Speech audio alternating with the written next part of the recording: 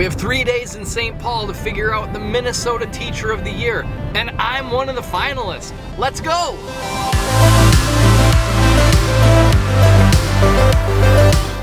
I'm JP the Stable Cyclist, and everything we do on this channel is looked at through the lens of mental health. Now, the Minnesota Teacher of the Year Award is given each year in the month of May, and it's given by an organization called Education Minnesota. And there's a process to being nominated for this award. Now, anybody can nominate a teacher, could be a coworker or your principal. Some districts have their union nominate members. It could even be your mom. Literally anybody could nominate you. Nominees had to collect 5 letters of recommendation, as well as write an essay about our philosophy of teaching. We also had to write a second essay about the biggest issue in education today. And you can already guess that I talked about mental health and the mental health crisis facing our youth today. At some point in February, I got an email saying, "Sorry, you didn't make the cut. You're not a semifinalist." But a few days later, I got a phone call from Doug Doerr at Education Minnesota. And he awkwardly told me, "Sorry, you actually are a semifinalist. There was a mistake in the system." For the semifinals, we had to record a video. And it had to be a recorded video response to a question about book bans and topics teachers should or shouldn't be allowed to talk about. Over spring break, I knew that finalists were going to be announced at some point soon. And while I was outside filming an exercise video in the blizzard, my phone rang, and Doug Doerr left a message telling me to call him back. I went inside and asked my wife, "Wonder what he wants?" And my wife said, "He didn't call you to tell you you didn't make it." And like usual, she was right. I was in. I was a finalist.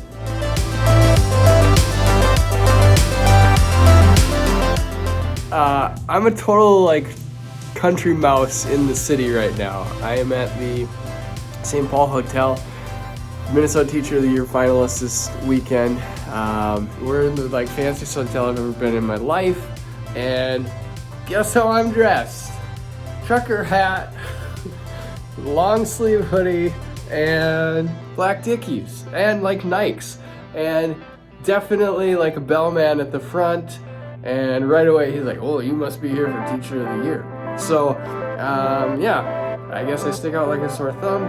It doesn't help that what I have brought my stuff in is, I didn't even bring a suitcase. I just stuffed everything in my suit bag, and then in the process of packing, I realized I have the closet of a 13-year-old boy. It's mainly full of soccer jerseys and just casual pants. So we had to stop at Target, so I walked into the hotel with a suit bag, a box with my dress shoes in it, and 2 Target bags full of stuff, and I was turning heads like crazy. So the St. Paul Hotel is the nicest hotel I've ever stayed in my life. And you might say, how nice is it? Well, let's just say it's a 2-bathrobe situation. Good morning. It is Friday morning. I'm about to go off and do a ton of professional development. You can see my really sweet view out the window here of nothing. But honestly, I feel like Kevin McAllister in Home Alone 2, staying in a 5-star hotel that I don't belong in. Yeah, I had room service this morning. First time in my life doing that. This is like country boy does Teacher of the Year. So the entire first day was professional development, and we got to hear from Abdul Wright, the 2016 Minnesota Teacher of the Year. AB was actually the first African-American male to ever win this award. And not only was his story amazing to listen to, he really addressed the imposter syndrome we were all feeling. He was so affirming to all of us, and not just because he told us that we were all dope as f***. We had our first lunch together as a group, and we got to start to hear the amazing stories that were going on in people's lives. But we also got to hear from Michael Houston and Molly Megan Keenan, 2 finalists who teach at Harding High School in St. Paul. They actually teach next door to each other, but they have had an incredibly difficult year. When we enter into new groups with people and heavy information comes up early, there's a tendency for us to apologize for bringing that information into the group, but you don't need to do that. It's your story. And if you have a heavy burden to carry, especially if you were not given a choice to carry that burden, you should not feel obligated to apologize. It's your story. And sharing it can help others help you carry the load. Or at the very least, they can come beside you and let you know that you're not alone and that you're loved. That's how the first day went. A lot of emotional ups and downs, an extremely affirming day, and a complete and utter whirlwind. Mainly though, it was awesome to get to meet the 10 other finalists who are all really passionate teachers.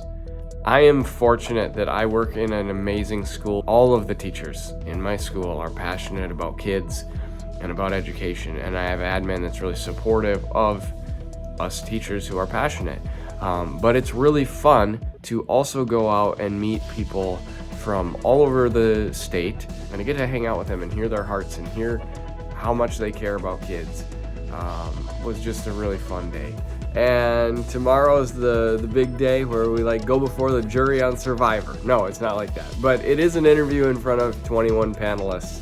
So yeah, I'm kind of working on right now what I think I need to make sure I hit, but I only know 3 of their 11 questions they're gonna ask me, so.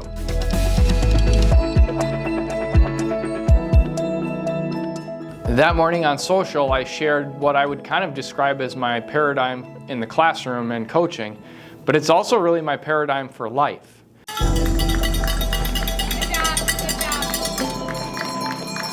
Competition is weird.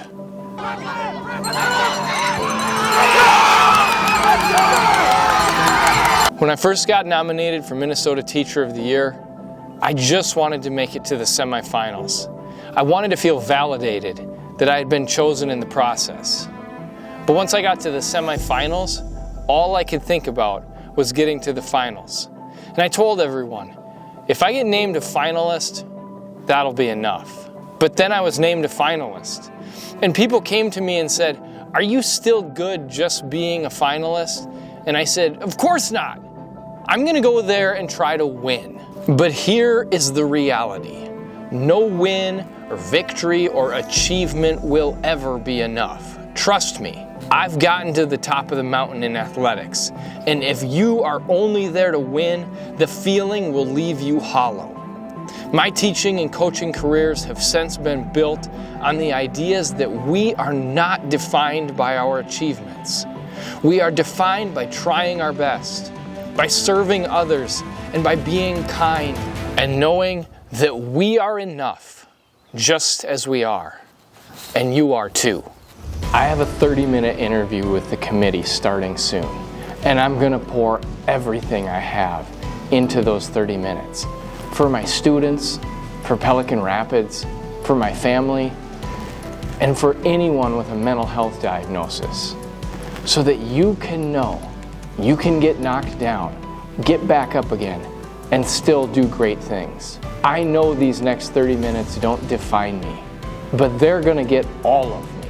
You are not defined by the judgments or contests or competitions that you or your kids or your town or anyone you know is involved in, because you are wonderful just as you are. So go all in on whatever you're doing, and when it's done, it was just an experience, and you are enough, just the way you are.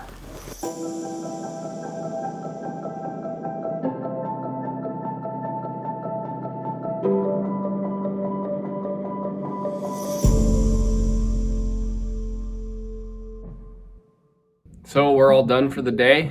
Now the waiting till tomorrow starts, and I'm not honestly stressed. I thought the interview went well. I did everything I could. I put everything I had into that 30 minutes.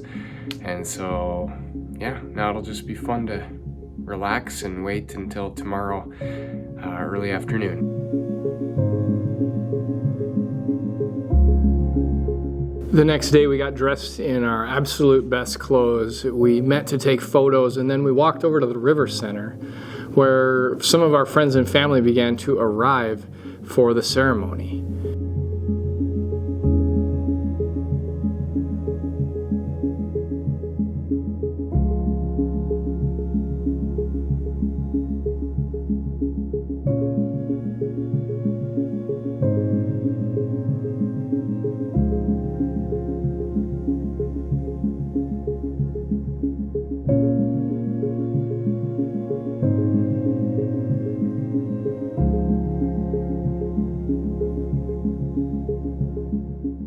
Mike, B. Lee, and myself took a picture together to make sure it was noted that 3 of the original rejects who missed out on the semifinals were indeed in the finals together.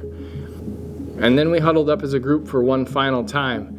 And it was insane to think about how in less than 2.5 days, we had become so close with one another. We had affirmed one another. We had told one another that we loved each other and cared about each other. And all this had happened in such an amazingly short period of time.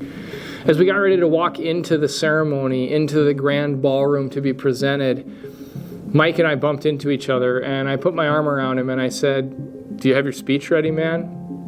And he, of course, came back at me with, "Well, do you have your speech ready?" And I said, "Of course I do. You know who I am. Just in 3 days you should know that I have that ready. But they're going to call your name, man, because you're the best one here." We walked into the ballroom and the ceremony ran its course. And eventually, last year's winner, Sarah Lancaster, got up. And when she was done, she announced this year's winner. In a time where we strive to elevate education, I know this next person will do so with grace, integrity, and a commitment to authenticity. Please join me in welcoming the 2023 Minnesota Teacher of the Year, Michael Houston.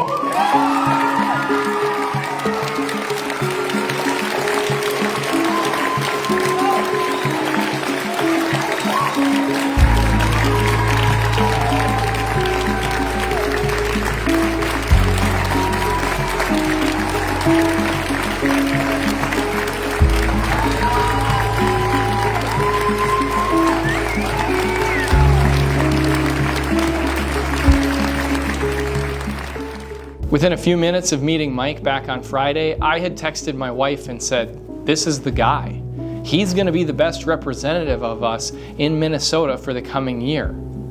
And I have to be honest, when I came home, there were people who told me things like, "Did they actually pick the right guy?" Or, "Was that guy really better than you?" And yes, he was, 100%. In a group of exceptional people, Mike is extraordinary. And he will by far be the best representative for all teachers in the state of Minnesota in the coming year when he goes and talks about things that are relevant to teachers in this state. Within my own school, I've listened to my students tell our principal in meetings that we need more teachers that look like them. And if you think about me and Mike going to share that story, to talk about more equitable representation in teaching, a man who is African American can explain this so much better than a white guy from rural Minnesota. Mike indeed was the best choice. And best of all for me, he is a champion of mental health advocacy. And I know he will go to bat for students and teachers throughout the state of Minnesota. When people have asked me what the weekend was like, I'm honest that it was one of the most affirming weekends of my entire life. Sometimes we just need to be put in situations where we can be told that we are dope as and we can be vulnerable in the safest way possible. It's in those moments that care for each other starts to happen. We can tell each other that we love one another, and we can try our absolute best and know that that's enough. Thanks for hanging out here today. This community meets here every single week to talk about mental health and sometimes bikes. And if you don't want to miss the next time we get together, be sure to hit the subscribe button. And if you like the content today, do me a favor and hit the like button as well. Finally, more important than anything else you can do, reach out to those around you this week and remind them that they are loved. I'm JP, the Stable Cyclist. We will see you next time.